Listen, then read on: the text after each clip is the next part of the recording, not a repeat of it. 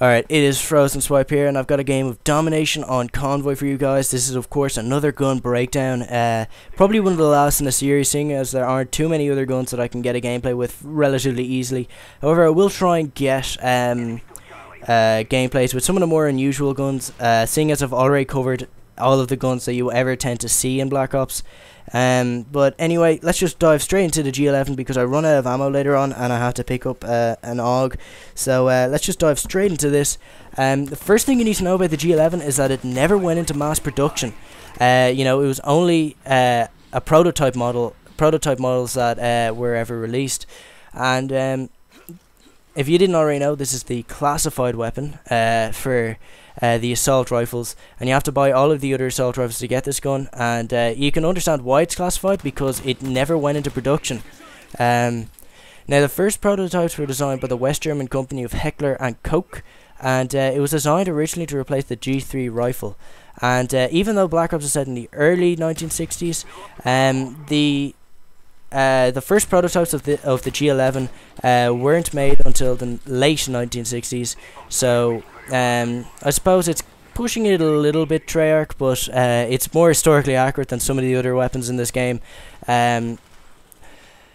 One thing that is very unique about this weapon is that it fires 4.73 by 33mm caseless rounds, and this because the bullet doesn't have a case, it doesn't the case doesn't have to be ejected after it's been fired. If you look at any gun in Black Ops, you'll see the cases being ejected out the side of the gun as you're firing. This is something you don't have with a G11 because there's no case. You don't need to eject any of the. There's nothing to eject essentially, so it needs a completely different firing mechanism to other assault rifles, and as a result it has a lot of very unique characteristics, and has a very unique firing mechanism. It's too detailed and complicated to get into right now. I can't really explain it without taking up most of the video, and without saying everything that needs to be said in this video. So if you're a gun nut and you're into that kind of thing, I'll link a very good Wikipedia page that it goes like step by step as to how the gun fires, and it has diagrams and things like that. So if you're into that kind of thing, I'll leave a link in the description for that page and you can check it out. This gun is best fired in a 3-round burst. When firing in a 3-round burst, it has a rate of fire of 2,000 RPM, and that is very fast indeed. However, when you fire this gun full auto, it has a very slow. It only fires at a 460 RPM, which is considerably slower. And an interesting note, that when fired in a 3-round burst, the shooter only feels recoil after the 3rd round is fired, unlike most other weapons where if you fired in a 3-round burst, you'll feel the recoil of all 3 bullets. You'll only feel the recoil after you fired the 3rd round, which is probably a byproduct of this very unique firing mechanism. Anyway, let's get into how the gun plays out in the game, and I kind of like to think of this gun as what you'd get if you put the M16 into the Pack-a-Punch machine in Nazi Zombies, that you'd get something like this, because it has a lot of very unique features, and that makes it very versatile indeed. First of all, it has a damage of 35 maximum and a 25 minimum. While this seems relatively low for the assault rifles anyway, it's still gonna take, and I feel like a broken record for saying this so many times, 3 bullets to kill up close and 4 bullets to kill at long range. It fires at 525 RPM, which is a good bit faster than the M16's 450 RPM.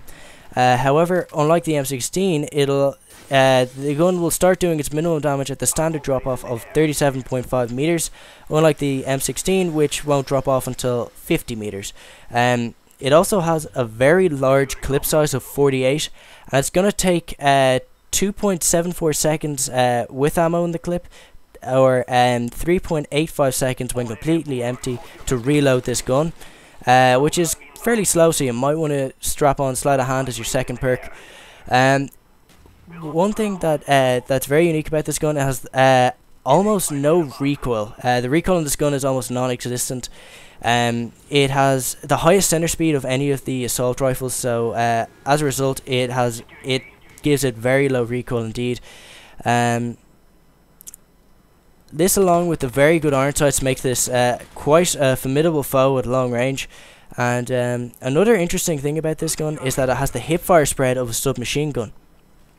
This means that you can hipfire very accurately at close range, and while the M16 will definitely lose out to the full auto guns at close range, hipfiring with this gun means that you can spray very accurately and take out close range targets fairly easily.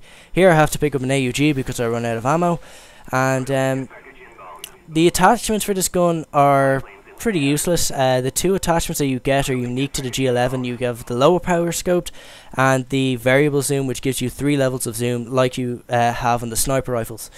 However, the iron sights are near perfect on this gun, so there's no real need for the scopes. I feel they just kind of hinder its performance at medium or close range, and there's no real need for them. So just rock the iron sights in my opinion. And yeah, that's pretty much everything you need to know about the G11.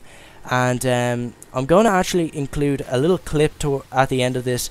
It's just a triple feed that I got when I was trying to get a gameplay for this gun. And I'll probably put together a montage pretty soon. I just need to get a few more clips. I'm going to make an effort in the next couple of days just to get a few more clips for it. I already have a song picked out and everything.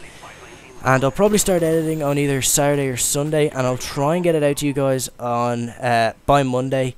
You see, the thing is, I go back to school on Tuesday, even if it is only for an hour for the first day, but I still go back to school, which is pretty depressing, so I'll probably be limited to only maybe one upload a day, or no, sorry, one upload a week. I don't know, maybe if there's a certain week where I'm getting, gameplays out the wazoo, that was just weird. That's not usually a phrase I use. But if I'm getting a fuckload of gameplays in a particular week, then fair enough. I'll probably upload something during the middle of the week. However, I'm probably going to be limited most weeks to only maybe one upload a week, and I'll try and upload something every weekend. So, stay around for that. I will upload more frequently during holidays and that. So what else is it that I wanted to talk about? Yeah, another thing is that this kind of emphasizes my argument as that I came up with in my last video. I'm kind of stumbling over my words now, but I came up with the argument that kill death spread is a better indication of how well you're doing than kill death ratio. And this was a very high kill death ratio game. I ended up getting a kill death ratio of 23. However, I don't think anyone can say that this is a particularly exciting game, seeing as I got a few kills on guys who were AFK, and that guy just shits on me with a shotgun. Why would you use a shotgun on a map that's this big?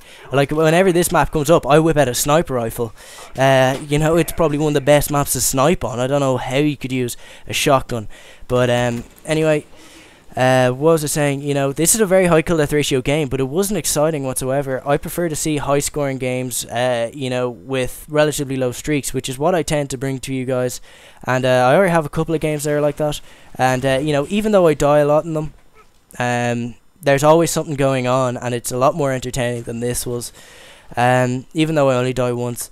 So yeah, the gameplay is coming to a close. I could have had a flawless game if it wasn't for that guy with the shotgun. However, you probably wouldn't have seen much of the G11. But anyway, this has been FrOzenSwipe, and if you're still watching, thanks for watching, and I hope you enjoyed this little clip.